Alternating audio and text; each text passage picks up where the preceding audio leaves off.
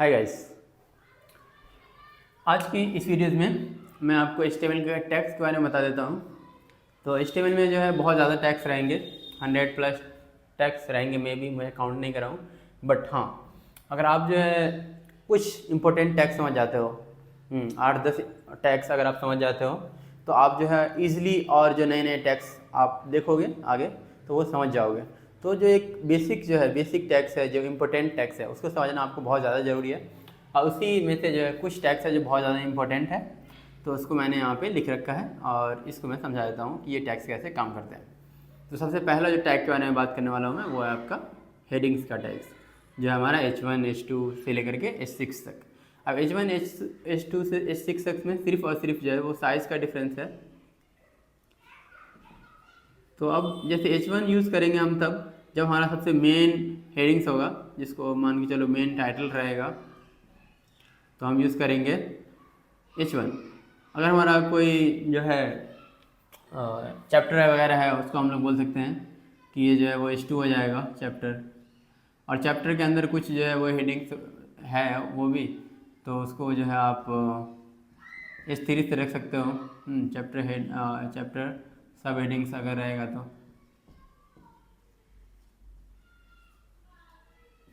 ऐसे करके जो है H6 तक आप जो है वो जा सकते हो। तो H1 जो है वो सबसे मेन टाइटल रहेगा। अब एग्जांपल मैं आपको दिखा दे रहा हूँ, जैसे अगर बुक्स रहेगा तो बुक्स में देखोगे आप, जो सबसे जो सब बड़े साइज में दिखा रहा था वो रहता है बुक्स का नाम, इससे पहचाना जाता है। तो बुक्स का नाम जो एक तरह से एग्जाम्पल है H1 का। उसके बाद बुक्स के अंदर चैप्टर्स हैं। अब देखो, चैप्टर्स से कोई नहीं जाता बुक को, चैप्टर्स को जानता है बुक के नाम से। तो बुक का नाम सबसे H1 पे आएगा और चैप्टर का नाम जो रहेगा उससे जस्ट थोड़ा सा छोटा रहेगा, तो वो रहेगा हमारा चैप्टर्स का नाम H2। उससे छोटा चैप्टर के अंदर कुछ हेडिंग्स रहेंगे, वो आ जाएगा चैप्टर H3। ऐसे करके और जो है कुछ कुछ साइज में कम रहेंगे तो वो आ जाएगा हमारा H4 H5 H6। और H6 तक ही है, H6 से आगे नहीं है, ये आपको याद रखना है। अब जो आप लोग H1 लिखोगे ना, तो H1 में जो है फॉन्ट साइज थोड़ा बड़ा आएगा, बट आप सोचोगे कि इससे ही बड़ा कैसे हो सकता है कोई कोई मतलब टेक्स्ट, अगर मुझे इससे भी ज़्यादा बड़े साइज़ में लिखना है तो वहाँ पे CSS का काम आएगा कि CSS में हम लोग कस्टमाइज़ करेंगे कि आप चाहो तो H2 को H1 के जैसा दिखा सकते हो, बट ऐसा करना नहीं है। जनरली आपको H1 को जो हमेशा सबसे बड़ा रखना है, और उसके बाद H2 रहेगा, उसके बाद जो है H6 तक रहेगा। फिर जो दूसरा आता है हमारा, वो आता है पैराग्राफ के लिए P टैग। तो P टैग हमारा यूज़ होगा डिस्क्रिप्शंस के लिए, किसी चीज़ को डिस्क्राइब करना है, डिफिनेशन के लिए। हाँ, मान के चलो चैप्टर कोई आप पढ़ रहे हो, एक्टिव वर्सेस पैसिव इनकम, तो उसमें जो है पूरा डिटेल में लिखना है क्या क्या, मतलब इनकम को कैसे समझना है, एक्टिव क्या होता है, पैसिव क्या होता है, तो वो सारे जब डिटेल्स में लिख रहेंगे तो वो सारी चीज़ें जो आएंगी वो आ जाएगी हमारा P टैग के अंदर। तो P टैग को लिखने का तरीका होगा P, इसके अंदर जो भी कंटेंट और /P। H1 को लिखने का तरीका होगा H1, इसके अंदर जो भी कंटेंट है, फिर H1 क्लोज्ड। फिर H2 को भी सेम रहते रहेगा H2 और H2 क्लोज्ड। अब तीसरा जो टैग्स है वो है हमारा एंकर टैग, जो कि इसको इस तरह समझो कि एक दरवाज़ा है जो आपको दूसरी जगह पे ले जाएगा। ये लिंक या डोर टू अनदर प्लेस। अब जैसे मान के चलो आपको एक मैजिक दरवाज़ा मिल गया है और उस दरवाजे को खोले तो सीधे दूसरे जगह ही पहुंच गए। ऐसा पॉसिबल नहीं है रियल लाइफ में, बट ऐसा इमेजिन करो। उसी तरह से यहाँ पे जो है इस तरह से ही काम करता है। एक लिंक लिखा रहता है तो लिंक वो छुपा रहता है एक किसी भी टेक्स्ट के अंदर। कोई भी टेक्स्ट रहेगा, मान के चलो यहाँ पे YouTube लिखा रहेगा, तो YouTube लिखा रहेगा तो आप सोचोगे कि अरे ये YouTube है, इसको क्लिक करूँगा तो कहाँ जाएगा, अगर क्लिक वाले तो YouTube पे जाना चाहिए, राइट। तो इसका जो लिंक जो रहेगा वो https www.google.com, ये जो है छुपा रहेगा, ये दिखेगा नहीं।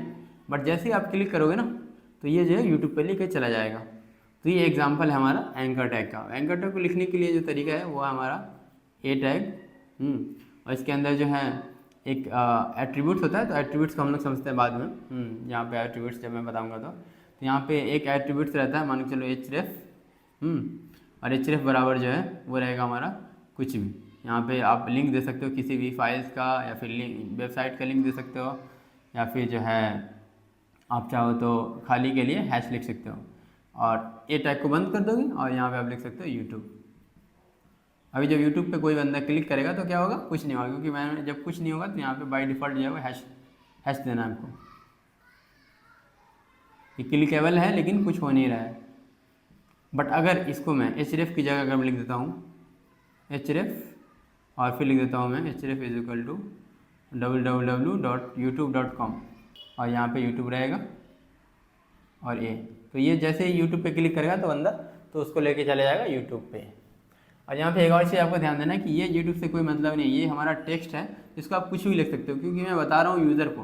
तो अभी मैं मान के चलो अभी मैं लिखूँगा इसको कि फेसबुक, और अगर कोई फेसबुक पे क्लिक करेगा तो कहाँ जाएगा, ये इसी पे जाएगा youtube.com पे, क्योंकि ये तो हमारा टेक्स्ट है, ये तो हमारा कंटेंट है। बट जो क्लिक होगा कहाँ जा रहा है वो हमारा यहाँ डिफाइंड है कि href में डिफाइंड है कि हमारा क्लिक होगा जब तो कहाँ जाएगा, तो जब क्लिक हुआ तो इसी लिंक पे जाएगा, चाहे वो लिंक जो है वो दूसरे पेज का हो या फिर वो दूसरा वेबसाइट का हो, या जो है कहीं तीसरे इमेज का हो, कहीं पे मतलब लिंक जहाँ पे दोगे ना ये लिंक उस लिंक पे जो है वो चला जाएगा। और आपको कहीं नहीं भेजना है, सिर्फ क्लिकेबल रखना है, तो बाय डिफ़ॉल्ट जो होता है वो हैश रहता है। अब जो फोर्थ जो हम लोग टैग पढ़ने वाले हैं वो है हमारा UL, OL और LI। अब ये इसलिए यूज़ होता है कि लिस्ट के लिए यूज़ होता है, लिस्ट आइटम्स को दिखाने के लिए। जैसे आप अगर मार्केट वगैरह करने जाते हो तो वहाँ पे आपको 10 लिस्ट रखनी होती है कि ये सामान लाना है, तो वो एक लिस्ट हो गया। तो उसको मान के चलो अगर आप अभी मार्केट जा रहे हो तो वहाँ पे एप्पल लाना है, जूस लाना है, बनाना लाना है, तो ये सारा जो है एग्जांपल है लिस्ट आइटम का। तो अब यहाँ पे लिस्ट आइटम में देखो कि यहाँ पे कोई मैटर नहीं कर रहा ऑर्डर, ये नहीं है कि ठीक है पहले बनाना खरीदूंगा बाद में एप्पल खरीदूंगा तो दिक्कत हो जाएगी, ऐसा नहीं है। एप्पल भी खरीद सकते हो, बनाना भी खरीद सकते हो। बट कहीं कहीं सिचुएशन पे क्या होता है जहाँ पे आपको ऑर्डर ही चाहिए होता है, जहाँ पे ऑर्डर आपको फॉलो करना होता है। जैसे एग्जाम्पल मान के चलो आप नहाने जा रहे हो, तो बात करने के लिए आ रहे हो तो उसके लिए कुछ स्टेप्स है, जैसे कि आपको कपड़े को आयरन करना है, टॉवल ढूंढना है, फिर आपको जो है नहाना है, फिर कपड़े को जो है नए कपड़े जो भी आपने आयरन करके रखे हैं उसको पहनना है। और अब यहाँ पे क्या है, यहाँ पे ये मैटर कर रहा है ऑर्डर। अगर मैं पहले जो है कपड़ा पहन लूँगा फिर नहा लूँगा फिर टॉवल पहन लूँगा, कोई मतलब नहीं बनेगा, क्योंकि आयरन करा हुआ कपड़ा को मैंने पहन के नहा लिया तो कोई मतलब नहीं बना, राइट। तो आपको ध्यान रखना कि यहाँ पे ऑर्डर मैटर कर रहा है, और जहाँ पे ऑर्डर मैटर करता है उसके लिए हमारा होता है ऑर्डर्ड लिस्ट। तो दो तरह से लिस्ट होती है, ऑर्डर्ड और अनऑर्डर्ड। तो इसलिए प्रोग्रामिंग ने भी जो है हमें दोनों प्रोवाइड करा है। तो UL होता है अनऑर्डर्ड लिस्ट के लिए और OL होता है ऑर्डर्ड लिस्ट के लिए। अगर आपको जो है यहाँ पे और लिस्ट आइटम यहाँ पे क्या अनऑर्डर्ड है, इसके लिए आपको बनाना तो यहाँ पे आप लिखोगे UL, और यहाँ पे पेरेंट चाइल्ड वाला रिलेशनशिप भी आ जाएगा। यहाँ पे क्या है देखो LI मतलब होता है लिस्ट का आइटम्स। तो LI जो है दोनों में कॉमन होता है, OL में भी कॉमन रहेगा और UL में भी कॉमन रहेगा। तो यहाँ पे जितने भी लिस्ट आइटम है वो आपका LI के अंदर लिस्टेड रहता है। तो LI लिख के मान लो पहला मेरा एप्पल है तो एप्पल LI बंद हो गया, दूसरा मेरा जो है वो जूस है तो जूस, इसी तरह से LI ऐड करके बाद में UL को भी बंद कर देना है। ये हो गया हमारा अनऑर्डर लिस्ट का। और ऑर्डर लिस्ट अगर बनाना है हमें तो यहाँ पे OL लिख देना है, ये ऑर्डर लिस्ट बन जाएगा। इसके अंदर फिर वही है LI जो कि हमारा लिस्ट आइटम्स को बताता है। लिस्ट आइटम में क्या है हमारा आयरन, यहाँ पे लिख दूंगा मैं आयरन। यहाँ पे जो है उसी तरह से और सारे लिस्ट लेकर के यहाँ पे OL को बंद कर दूंगा। तो ये है हमारा एग्जाम्पल लिस्ट ऑफ आइटम्स का। अब यहाँ पे हम लोग बात कर लेते हैं इमेज टैग के बारे में। तो इमेज जो है वो एक स्पेशल टैग है, जैसा कि मैंने आपको बताया था कि ये जो है यहाँ पे कंटेंट नहीं रहता है, तो ये जो है बिना कंटेंट वाला टैग है। तो यहाँ पे क्लोजिंग टैग आपको नहीं मिलेगा। तो आपको इमेज टैग को समझने से पहले एट्रीब्यूट्स को समझना होगा। और एट्रीब्यूट्स के लिए कोई टैग नहीं होता है, एक्चुअल में क्या होता है ये टैग के इनसाइड होता है।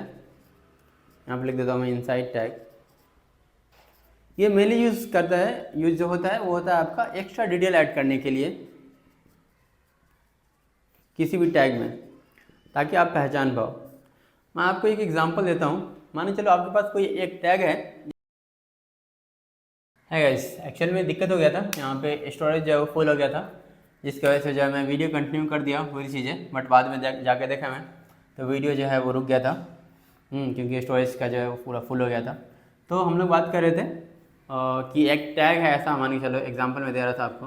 तो अभी एक एग्जांपल ले लो, मान के चलो आपके पास जो कोई एनिमल का टैग है, इवन दो कि ये है नहीं स्टेबल में, बट फिर भी आप एज्यूम कर लो कि आपके पास अगर एनिमल का टैग रहेगा तब, तो एनिमल का टैग रहेगा तो एनिमल रहेगा, ये क्लोजिंग रहेगा, ऐसा रहेगा, राइट। अब यहाँ पे क्या होगा, आपको एनिमल्स में बहुत सारे एनिमल्स आ जाएंगे। यहाँ पे आपको बफेलो आ जाएंगे, काऊ आ जाएंगे, कैट्स आ जाएंगे।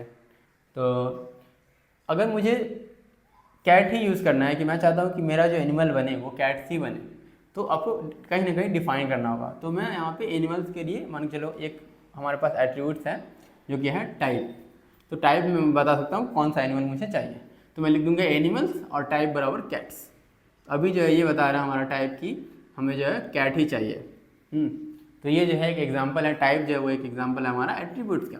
आप चाहो तो यहाँ पे और जो है एट्रीब्यूट्स ऐड कर सकते हो, जैसे मैं चाहता हूँ कि लेग्स भी देना पहले से, या फिर कलर जो है कलर देना चाहता हूँ, तो कलर भी एक एट्रीब्यूट्स हो सकता है एनिमल्स के अंदर अगर रहे तो, क्योंकि एग्जाम्पन में बन रहा है तो मैं आपको बता रहा हूँ। मान लो कि कलर मुझे रेड कलर का कैट चाहिए, तो कलर्स भी मैं रेड ऐड कर सकता हूँ इसमें। इसको यहाँ बंद नहीं करूँगा, इसको मैं बंद करूँगा यहाँ पे।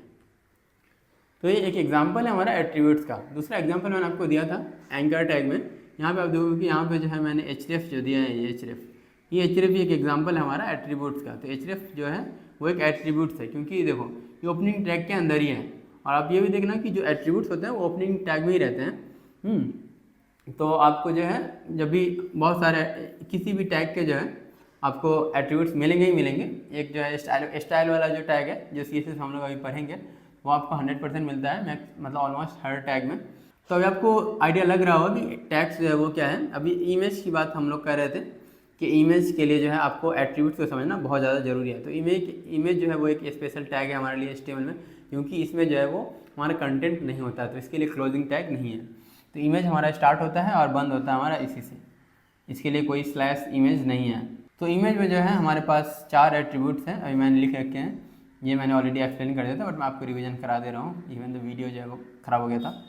तो यहाँ पे एक जो है हमारा एट्रीब्यूट्स है वो है हमारा SRC एट्रीब्यूट्स है, जहाँ पे आप लिंक दे सकते हो फाइल का, जो भी फाइल का आप लिंक करना चाहते हो। ये फाइल होता है आपके कंप्यूटर में किसी एक डायरेक्टरी में पड़ी हुई है फाइल पाथ, तो उसका फाइल पाथ दे सकते हो। अगर आपका सेम डायरेक्टरी में है तो आपको फाइल पाथ देने की जरूरत नहीं है, खाली आप फाइल का नाम दे सकते हो। तो मान के चलो इमेज का नाम है मेरा 1.jpg, तो मैं 1.jpg दे सकता हूँ, या फिर 2.jpg या फिर PNG, जो भी है, मतलब टाइप है और जो नाम है फाइल का वो आप डायरेक्टली इमेज में लिख सकते हो, लेकिन वो इमेज होना चाहिए। यहाँ पे PDF अगर इंक्लूड करोगे तो वो नहीं काम करेगा। दूसरी जो चीज़ है वो है हमारा एल्ट, ये भी हमारा एक एट्रीब्यूट्स है। और एल्ट यूज़ होता है जो हमें इमेज को डिस्क्राइब करता है। मान के चलो ये वाला इमेज है, यहाँ पे अगर कोई 2 बंदा चेस खेल रहा है, तो यहाँ पे मैं इसका एल्ट में लिख सकता हूँ कि 2 पर्सन प्लेइंग चेस। अब ये जो है वो सिर्फ डिस्क्रिप्शन के लिए नहीं यूज़ होता है। यहाँ पे क्या होता है, कभी कभी अगर इमेज कोई डिलीट कर दिया तो इमेज जो है वो नहीं दिखता है, उस टाइम पे जो है वो हमारा एल्ट दिखता है, इमेज को डिस्क्रिप्शन वाला टेक्स्ट दिखता है। बट अगर कोई वेबसाइट में सर्च भी करता है इस तरह का चीज़ें, तो हमारा अगर इमेज अवेलेबल है तो गूगल सर्च जो है वो इमेज सर्च पे काम करने लगता है। तो जब कोई गूगल पे ये चीज़ें सर्च करता है एल्ट, तो वहाँ पे हो सकता है कि गूगल पे जो आपकी इमेज आ जाए, ये वाली जो इमेज है, क्योंकि मैंने इसको डिफाइन कर रखा है इस सारी चीज़ों से। तो ये जो है SEO में भी बहुत ज़्यादा काम आता है। आपको बस थोड़ा सा एक इंसाइट दे देता हूँ, बाकी आपको SEO नहीं भी पता है तो सर्च इंजन ऑप्टिमाइजेशन होता है, ताकि आप कुछ चीज़ें ऐसे लिखो ना जैसे आपको सबसे टॉप पे है। जैसे अभी आप लिखोगे, मान लीजिए चलो आप अपना नाम लिखोगे, कोई भी नाम, मतलब सोनू लिखोगे, तो सोनू जो है आपका नाम चाहते हो कि आप मेरा नाम टॉप पे आए, तो दूसरा सोनू क्यों आ रहा है टॉप पे, क्योंकि उन्होंने इस हिसाब से वेबसाइट वगैरह बना रखी है उन्होंने कि उसका रैंक जो है पहले करे। अगर आप कोई वेबसाइट इस तरह से बना देते हो कि आपका पहले है तो आपका पहले आ जाएगा रैंक में, तो वो होता है हमारा SEO। उसके बाद हमारा जो है और प्रॉपर्टीज़ है इमेज में, जैसे कि हाइट है। अगर आप हाइट एडजस्ट करना चाहते हो तो 100 पिक्सल, 200 पिक्सल, 500 पिक्सल ऐसा सेट कर सकते हो। विड्थ को भी एडजस्ट कर सकते हो। तो विड्थ, इवन दो कि इमेज का विड्थ अगर 1000 है, अगर आप यहाँ पे 500 लिख दोगे तो इमेज का विड्थ 500 जो है वो ऑटोमेटिक बन जाएगा। उसका सामान हमें क्लोज कर देना है। तो यहाँ पे आप देख सकते हो हमारे पास जो है 4 जो भी एट्रीब्यूट्स हैं, ये इसको हम लोग बोलेंगे एट्रीब्यूट्स। उसके बाद जो है हम लोग लास्ट वाला जो है देखते हैं एग्जांपल, जो कि हमारा स्ट्रॉन्ग का B का और एम्फेसाइज का और A का। तो स्ट्रॉन्ग जो एक्चुअल में टैग है, स्ट्रॉन्ग और B दोनों सिमिलर टैग है। B जो होता है वही बोल्ड करने के लिए यूज़ होता है, स्ट्रॉन्ग होता है वो भी बोल्ड करने के लिए यूज़ होता है। बोल्ड का मतलब होता है किसी भी, मतलब एक टेक्स्ट को हाईलाइट करना। जैसे आप किसी वेबसाइट बोल रहा हूँ सॉरी, किसी भी आप बुक्स में देखोगे तो वहाँ पे जब भी कॉल्ड किसी का डिफिनेशन लिखा था, व्हाट इज़ फोटोसिंथेसिस, और वहाँ पे कॉल्ड फोटोसिंथेसिस जब लिखा रहेगा तो फोटोसिंथेसिस को बोल्ड कर देता है। या फिर कुछ ऐसे टेक्स्ट रहता है जिसको जो है वो इटैलिक कर देता है, जो कि थोड़ा सा कर्व रहता है। तो वो जो है वो दोनों चीज़ आप कर सकते हो इस टैग का यूज़ करके। ये जो है वो किसी भी एक टेक्स्ट को हाईलाइट करने के लिए यूज़ होता है। तो स्ट्रॉन्ग जनरली, अब दोनों टैग मैंने यहाँ पे लिखे, दोनों जब एक ही काम करता है, तो मैंने दोनों टैग क्यों लिखे हैं, क्योंकि जब HTML5 आया है तो HTML5 बोलता है कि जो टैग होना चाहिए ना वो मीनिंगफुल होना चाहिए। हर टैग का ना कुछ मैसेज होना चाहिए। तो यहाँ पे बी है, तो बी जो है उतना मतलब मैसेज नहीं दे पा रहा है क्लियर कि ये क्या कर रहा है। इवन तो ये बी से बोल्ड समझ रहा है कोई आदमी, बट समझ नहीं पा रहा है, ऐसा इसका मीनिंग नहीं निकल पा रहा है। बट स्ट्रॉन्ग का मतलब ये है कि हमारा कोई स्ट्रॉन्ग टेक्स्ट है, मतलब इसका जो है कुछ वैल्यू मतलब थोड़ा सा ज़्यादा है पूरे कंटेंट में, तो इसलिए जो है हम बी की जगह हम स्ट्रॉन्ग लिखेंगे, इवन दो दोनों सेम काम करता है। तो ये क्योंकि HTML5 का प्रैक्टिस है। उसी तरह से EM जो है और I है, दोनों सेम चीज़ है। ये इटैलिक के लिए यूज़ होता है, अगर आप किसी भी टेक्स्ट को इटैलिक बनाना चाहते हो तो आप ऐसे EM जो है वो यूज़ कर लोगे। और ये जो है एक्चुअल में ये आइडिया जो है HTML5 में आया है, इसको हम लोग बोलते हैं सेमेंटिक HTML। इसको मैं बताता हूँ अभी कुछ देर में सेमेंटिक के बारे में। तो इसमें आइडिया ये है कि जितने भी टैग्स हैं हमारे HTML में, वो सारे टैग्स का जो कुछ ना कुछ मीनिंग निकल के आना चाहिए, ज़्यादातर हम लोग फॉलो करेंगे। तो मीनिंगलेस जो टैग्स है उसको हम कम यूज़ करेंगे, और जो भी टैग्स मीनिंगफुल है उसको हम यूज़ करेंगे, और उसको हम जो है हम आगे देखेंगे अभी। बट अभी जो है पहले मैं चाहता हूँ कि ये जो भी मैंने बना रखे हैं यहाँ पे, जो भी चीज़ बताया है आपको सारी चीज़ों का जो है वीडियो में समझा देता हूँ, ताकि इमेज कैसे काम कर रहा है, ए टैग कैसे काम कर रहा है, हेडिंग कैसे काम कर रहा है, वो सारी चीज़ें आप इजीली समझ जाओ। सारे टैग जो मैंने बताया उसका एग्जांपल देख लेते हैं यहाँ पे। तो सबसे पहले मैंने बताया था हेडिंग टैग से, तो मैं स्टार्ट करता हूँ H1 से। और ये मैं लिखूँगा दिस इज़ फर्स्ट हेडिंग, जो कि फर्स्ट हेडिंग जो है यूजिंग H1, एंड इसको मैं कॉपी कर देता हूँ। मैं 6 भी हेडिंग दिखाता हूँ ताकि कैसे जो है साइज डिफरेंस रहते हैं, आप लोग क्लियर हो जाएगा। तो यहाँ पे मैंने 6 हेडिंग बना दी है, और यहाँ पे H1, H2, H3, H4, H5 और H6, तो मैंने 6 हेडिंग्स बना दिया। और 6 हेडिंग्स को मैं दिखा देता हूँ कैसे जो है ब्राउज़र पे दिखेगा। तो कोई ब्राउज़र में डायरेक्टली यहाँ से ओपन कर सकता हूँ। मैं डायरेक्टली जो है फाइल का कॉपी कर लेता हूँ पाथ, और डायरेक्टली ओपन करूँगा अपने एक ही ब्राउज़र में आरक में, क्योंकि रैम जो है और सब ब्राउज़र ओपन करूँगा तो रैम ज़्यादा ले लेगा। तो यहाँ से मैं करूँगा कॉपी पाथ, और मैं कॉपी एब्सोल्यूट पाथ कर लूँगा, और यहाँ पे आर्क ब्राउज़र पे मैं आकर के नया टैब में जस्ट पेस्ट कर दूँगा उस लिंक को, और यहाँ पे दिख जाएगा आपको ये जो है H1, H2, H3। तो देखो यहाँ पे सबसे जो कैपिटल में है H1 है, फिर H2 आपका ऐसा दिखेगा, फिर H3, फिर H4, फिर H5 और H6 ऑलमोस्ट है वो बोल्ड हो गया पैराग्राफ की तरह। तो इस तरह से दिखता है अपने 6 टैग जितने जो भी हेडिंग्स के टैग थे। उसके बाद हम देख लेते हैं पी टैग को। तो यहाँ पे पी टैग वैसे यहाँ पे बाय डिफ़ॉल्ट ट्विटर काम करना चाहिए, बट कोई बात नहीं। और यहाँ पे मैं पी टैग के लिए जो है पी टैग यूज़ कर लूँगा, और यहाँ पे मैं लिखूँगा दिस इज़ ए पैराग्राफ।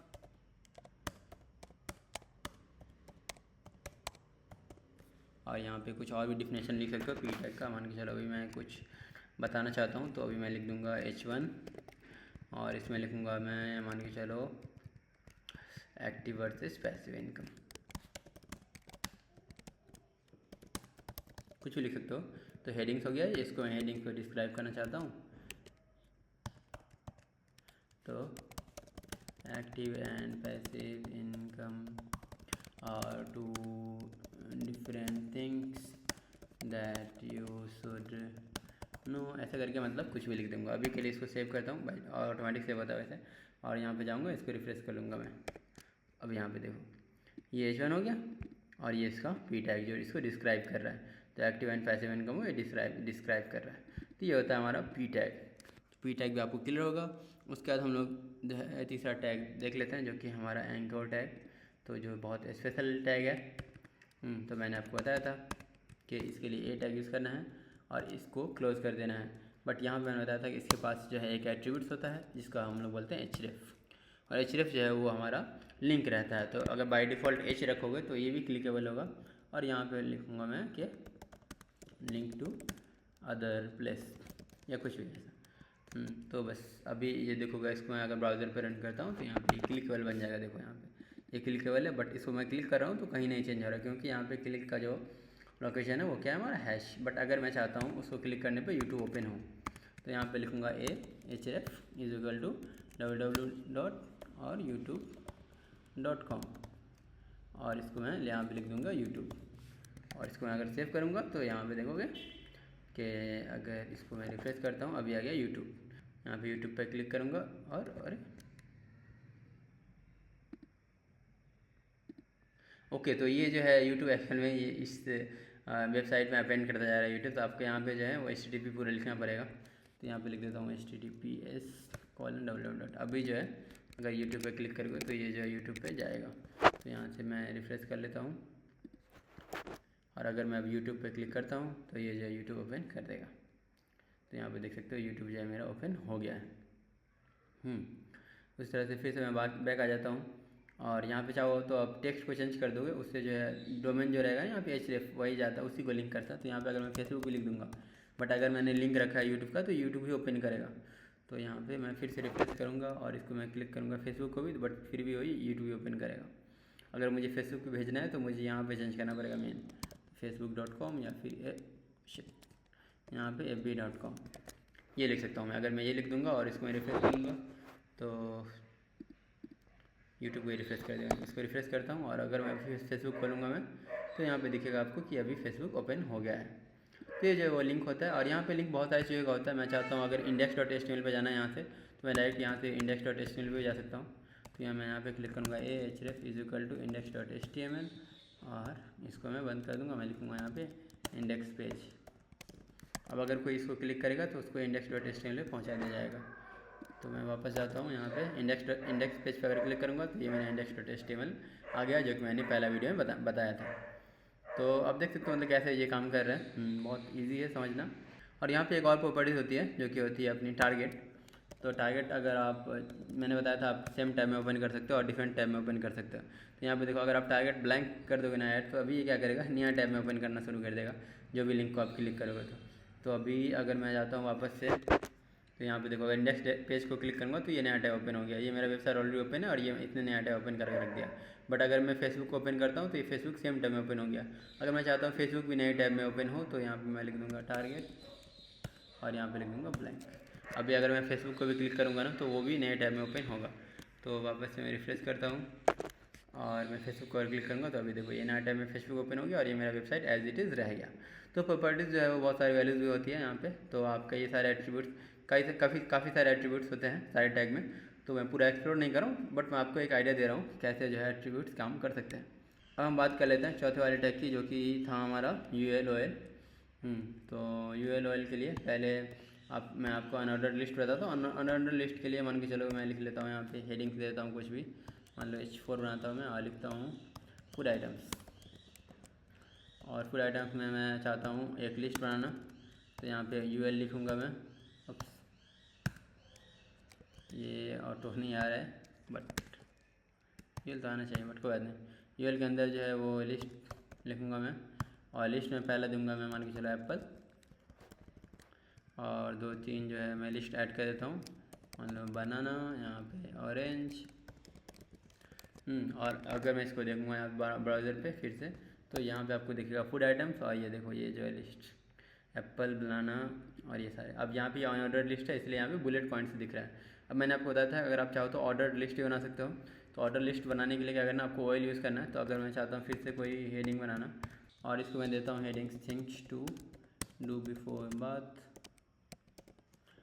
और ये जो मेरा रहेगा ऑर्डर लिस्ट रहेगा, तो इसको मैं स्टार्ट करूँगा OL से, और यहाँ पे मैं लिस्ट आइटम पहला दूंगा मैं कि फाइंड क्लॉथ। और उसके बाद मैं दूंगा कि उसके बाद आयरन दी क्लॉथ। उसके बाद से आयरन करने के बाद find towel, take a bath, ये टॉवेल, और वेयर न्यू क्लॉथेस। तो अभी अगर आप देखोगे इसको रिफ्रेश करके, तो यहाँ पे देखो ये सारा जो है, और यहाँ देखो इस सेटिंग्स में और इस सेटिंग्स में आपको क्लियर डिफरेंस दिख रहा होगा। तो ये सारा जो है लिस्ट का आइटम हो गया। यहाँ पे देखो ये ऑर्डर लिस्ट है तो यहाँ पे नंबरिंग है, बट अगर यहाँ पे ऑर्डर लिस्ट नहीं है तो यहाँ पे बुलेट पॉइंट्स है। और यहाँ पे जो ऑर्डर लिस्ट है ना, इसको आप चाहो तो दूसरे भी जैसे रोम नंबर वगैरह में भी आप लिख सकते हो इसको। उसके लिए रहता है यहाँ पे टाइप इज इक्वल टू, देखो 1 अगर कर दोगे तो ये 1 2 3 रहता है, बट अगर आप यहाँ पे टाइप 1 की जगह A कर दोगे तो यहाँ पे देखो अभी इसका लिस्ट ABCD से आ गया है। अगर आप यहाँ पे रोमन वाला कर दोगे I, तो ये लिस्ट 1 2 3 से दिख रहा है, देखो 1 2 3 4 5 6 से दिख रहा है। तो ये सारा जो है वो ऑप्शंस रहता है, मतलब सारे एट्रीब्यूट्स के बहुत सारे ऑप्शंस रहते हैं। बट अभी के लिए आपको जो है बस बेसिक समझना है कि UL कैसे काम कर रहा है, OL कैसे काम कर रहा है, तो आपको ये चीज़ें क्लियर होगी। अब मैं जो चौथी चीज़ें की बात कर लेता हूँ वो है इमेज की। तो इमेज को समझने से पहले मैं चाहता हूँ एक इमेज डाउनलोड कर लूँ। तो मैं anesplash.com से कोई भी इमेज डाउनलोड कर लेता हूँ ताकि आप लोग को दिखा पाऊँ इमेज कैसे काम करता है। ये तो इसको मैं चाहता हूँ इधर ही रख दूँ इमेज को, ठीक है। तो यहाँ पे मैंने इमेज ले लिया है और इमेज को मैं रीनेम कर देता हूँ ताकि नाम जो है ईजी रहे मुझे इंटर करने में। तो इसको मैं दे देता हूँ 1.jpg। बाकी आप नाम कुछ भी दे सकते हो, अभी के लिए 1.jpg दे देता हूँ। और यहाँ पर मैं लिख देता हूँ हेडिंग्स फिर से, मान लो इसको मैं जानता हूँ H3 और यहाँ पे लिखता हूँ मैं के आउटडोर फोटोज़। और इस फोटोज़ में मैं चाहता हूँ यहाँ पे इमेज देना, तो यहाँ पे लिख देता हूँ मैं इमेज। और मैंने आपको बताया था कि इमेज जो रहता है, इमेज में यहाँ पे SRC काम करता है जो कि लिंक रहेगा। और ये मेरा इमेज सेम डायरेक्टरी में, तो मैं यहाँ पे लिख दूँगा 1.jpg। और उसके बाद से मैंने बताया था इमेज में हमेशा आपको जो है एल्ट देना है, मतलब नहीं भी दोगे तब भी कोई इशू नहीं है, बट जनरली आपको देना है क्योंकि ये जो आपको वेबसाइट को रैंक करने में जो है हेल्प करेगा। तो ओप्स, ये तो हैंग ही कर गया है इस शिट। ओके, नहीं काम करा, देखिए तो मैकबुक में ये हैंग करता है। तो यहाँ पे एल्ट में दे देता हूँ कि एक्सप्लोरिंग क्या बोलते हैं माउंटेन्स। उसके बाद से एल्ट के बाद बस ये जो है इमेज जो टैग है यहाँ पे ऐसे बंद कर सकते हो चाहो तो, और नहीं तो ऐसे ही बंद करोगे तभी चलेगा, बट ऐसे प्रीफर करो। तो उसके बाद से अगर मैं इसको रिफ्रेश करूँगा तो यहाँ पे आपको इमेज भी दिखेगा मेरे वेबसाइट पे। तो मैं टेस्ट पे आ जाता हूँ और यहाँ पे देखोगे तो ये आ रहा है। और यहाँ पे इमेज आया नहीं है, इमेज की जगह देखो ये आ गया, क्योंकि इमेज का जो लिंक रहेगा ना वो कुछ तो गलत हो गया रहेगा। तो यहाँ पे देखता हूँ मैं इमेज का लिंक जो है क्या है, यहाँ पे 1.jp है, बट यहाँ पे jpj होना चाहिए, राइट। अभी देखो, अभी अगर फिर से रिफ्रेश करो तो यहाँ पे आपको इमेज दिखेगा। तो यहाँ पे देखो, ओ माय गॉड, ये वाला इमेज कितना बड़े साइज में दिख रहा है, आप देख सकते हो। ये पिक्सल के हिसाब से दिखता है। तो आपको जो है इस तरह से दिख रहा है। अगर आप चाहते हो इसको फिट करना तो उसके लिए भी इसका साइज़ वगैरह भी कंट्रोल कर सकते हो, जैसे कि मैंने आपको बताया था कि इसके पास और एट्रीब्यूट्स होते हैं। तो मैं चाहता हूँ विड्थ, यहाँ पे विड्थ देना, तो मैं लिख देता हूँ विड्थ। और विड्थ में देना चाहता हूँ मान के चलो 1000 पिक्सल्स। और मैं हाइट देना चाहता हूँ भी 500 पिक्सल मान के चलो ये ऑटो सेशन दे रहा है, इसी को एक्सेप्ट कर लेते हैं। और इसको मैं अगर रिफ्रेश करूँगा अभी, तो अभी देखो ये देखो अभी कैसा बन गया, ये इमेज पूरा स्ट्रेच हो गया इस साइड। तो यहाँ पे मैं चाहता हूँ इसको अच्छे से फिट करना, तो आपको रेशियो मेंटेन रखना है, ठीक है। अभी आपको पता होना चाहिए किस हिसाब से मतलब रेशियो रिसाइज करना है। तो अभी के लिए मुझे लग रहा है कि देखो ये विड्थ जो है बहुत ज़्यादा बढ़ गया है और हाइट कम हो गया है। तो विड्थ को मैं क्या करूँगा, विड्थ को मैं कम कर देता हूँ और चलो मैं 200 कर देता हूँ। और हाइट को जो है वो इतना ही रहने दूँगा या 900 कर देता हूँ, अभी थोड़ा सा अच्छा दिखेगा अगर मैं इसको रिफ्रेश करूँ तो। ओके, मैंने विड्थ की जगह हाइट चेंज कर दिया, हाइट की जगह विड्थ, तो यहाँ पे 200 ये रहेगा। और इसको मैं चाहता हूँ 900 करना। ओके, अभी जो है वो क्लियर दिखेगा थोड़ा सा। ओके, अब ये जो बहुत ज़्यादा मतलब नैरो ही हो गया है, तभी मैं विड्थ को थोड़ा सा और बढ़ाता हूँ, 400 करता हूँ। और देखते हैं 400 भी उतना अच्छा नहीं लग रहा है, 700 लगेगा सही, 700 और 900। तो यहाँ पे देखो 700 900 जो काफ़ी अच्छा लग रहा है और देखने में जो है क्लियरली विजिबल है। तो आप इस तरह से जो है फ़ोटोज़ को कंट्रोल कर सकते हो। वैसे ये फिक्स नहीं रहता, जनरली फ़ोटो जो रहेगा वो आपका मतलब साइज़ के हिसाब से फिट रहता है जितना एरिया आपको मिलेगा। बट कोई बात नहीं, अभी के लिए आपको बताता हूँ कि इसके जो है ये एट्रीब्यूट्स होते हैं, तो इससे आप देख सकते हो। आप चाहो तो दूसरे फोटोज़ भी आप डायरेक्टली यहाँ से इंक्लूड कर सकते हो। तो आप चेंज कर दोगे लिंक। तो अगर आपका लिंक नहीं मिसिंग रहेगा, कुछ भी गलत नाम रहेगा जिसका फ़ोटोज़ नहीं मिलेगा, तो यहाँ पर देखो, अगर देखो ये सिर्फ और सिर्फ मुझे जब उसका साइज़ एरिया अभी मैंने डिफाइन कर रखा, तो एरिया दिख रहा है और यहाँ पे मुझे दिख रहा है एल्ट जो कि मैंने ऐड कर रखा था। तो अगर ये फ़ोटो नहीं मिलेगा, फ़ोटो कोई डिलीट कर दिया यहाँ से, तब भी नहीं मिलेगा, उस टाइम पे जो है ये काम आएगा। और यहाँ पे मैंने 1.jpg इसलिए लिखा है क्योंकि ये सेम डायरेक्टरी में, अगर मैं डायरेक्टरी यहाँ पर बनाता हूँ इमेज का, तो मैं आपको दिखाता हूँ। यहाँ पे मान लो इमेज की डायरेक्टरी बना दिया और इसको मैंने मूव कर दिया अगर इमेज में, तो फिर ये जो है 1.jpg काम नहीं करेगा। तो इसको मैं अगर इमेज में मूव कर देता हूँ, तो अभी देखो ये ऑलरेडी अपडेट कर देता है आईडी, बट अगर मैं अभी 1.jpg लिखूँगा तो यहाँ पे ये काम नहीं करेगा। बट अगर मैं इसको image-1.jpg करूँगा तो ये काम करने लगेगा। तो ये जो है वो डायरेक्टरी जो है हमेशा ढूंढता है। और आप चाहो तो जो है रेफरेंस दे सकते हो, चाहो तो पूरा पाथ ही दे सकते हो, जैसे भी मतलब ये SRC जो है पाथ ढूंढेगा और उस हिसाब से ये फ़ोटो लोड कर देगा। तो इमेज जो है आपको क्लियर होगा अभी। इमेज और एट्रीब्यूट्स जो है इसके जितने भी SRC है, एल्ट है, विड्थ है, हाइट है, ये सारी चीज़ें आपको क्लियर होंगे। यहाँ पे px लिख दोगे तो ज़्यादा बेहतर है। बट यहाँ पे क्या एरर, वार्निंग क्या एरर है देख लेते हैं। Original image width is 4000। Okay, तो ये कंप्रेस कर दिया मैंने, इसके लिए वो ये दिखा रहा है कि इसका इमेज का जो विड्थ है बहुत ज़्यादा था, आपने कम कर दिया है। बट कोई इशू नहीं है, अभी जो है अब बात कर लेते हैं हम जो है स्ट्रॉन्ग और इटैलिक की। तो मैंने जैसे बताया था आपको पैराग्राफ वगैरह में जो है यूज़ कर सकते हैं आप ये चीज़ें। तो मान के चलो मैं लिखता हूँ पैराग्राफ में कि ऊपर वाली इमेज के बारे में कि above image is looking very good and it is captured at very high resolution in मान चलो इन हिमाचल। जैसे अब क्या है हिमाचल, मुझे पता है कि हिमाचल जब एक मतलब मेन वर्ड है इस पूरे में, ताकि किसी को और को अगर वहाँ पे फ़ोटो वगैरह इससे चाहिए तो हिमाचल जाना पड़ेगा। तो मैं क्या करूँगा हिमाचल को स्ट्रॉन्ग लगा दूंगा मैं। तो देखो यहाँ पे स्ट्रॉन्ग लगा देना है, स्ट्रॉन्ग से अंदर इसको रख देना है हिमाचल को। तो मैं लिखूँगा स्ट्रॉन्ग, इसको बंद करूँगा, ये बंद हो गया, और यहाँ पे हिमाचल को मैं इसके अंदर डाल दूँगा। तो अभी हिमाचल जो है वो नॉर्मली कैसा दिखा है पहले आपको दिखाई देता हूँ। मैं इसको अंदर नहीं रखता हूँ यहाँ पे, तभी दिखा देता हूँ बिना।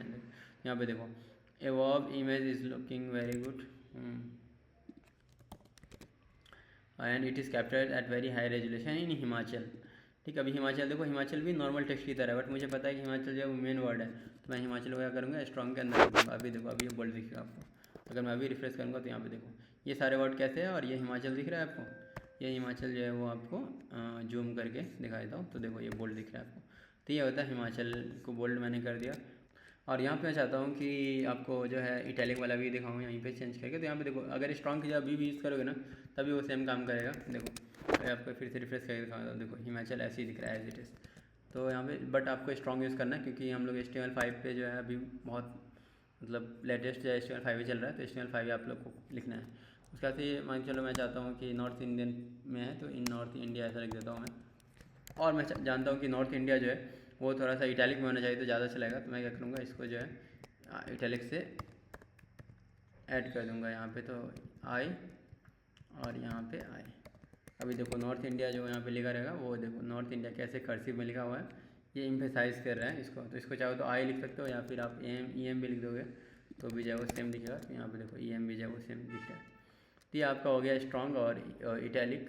तो ये भी आपको क्लियर होगा। तो यहाँ पे जो है आप देख सकते हो ये सारे जो हेडिंग्स थे और जो है ये पैराग्राफ था अपना, और ये अपना फिर से हेडिंग है, फिर से पैराग्राफ है, ये अपना लिंक है। लिंक जो है यहाँ पे कोई कहीं नहीं जा रहा है तो ये जो है हैश लगाओ यहाँ पे। और फेसबुक को क्लिक करेंगे तो फेसबुक ओपन हो जाएगा नए टैब में। ये भी नए टैब में मैंने यहाँ पे टारगेट ऐड कर दिया था। तो यहाँ पे ये वाला जो है अनऑर्डर्ड लिस्ट है और यहाँ पे जो है ऑर्डर्ड लिस्ट है। ये जो है आपको इमेज आपको कैसे इंक्लूड करना है, इमेज का हाइट विड्थ कैसे कंट्रोल करना है, वो सारी चीज़ें आप लोग देख लिया। और ये जो है P टैग के अंदर आपको जो है स्ट्रॉन्ग बनाना है किसी भी टेक्स्ट को पैराग्राफ में, या फिर उसको जो है कर्सिव बनाना है जो कि इटैलिक है, एम्फेसाइज करना है। तो उस तरह की चीज़ें को जो है आप स्ट्रॉन्ग और EM यूज़ कर सकते हो। तो जो भी सारा चीज़ जो मैंने आपको बताया था बोर्ड पे ये सारी चीज़ें आपको क्लियर हो गई होगी।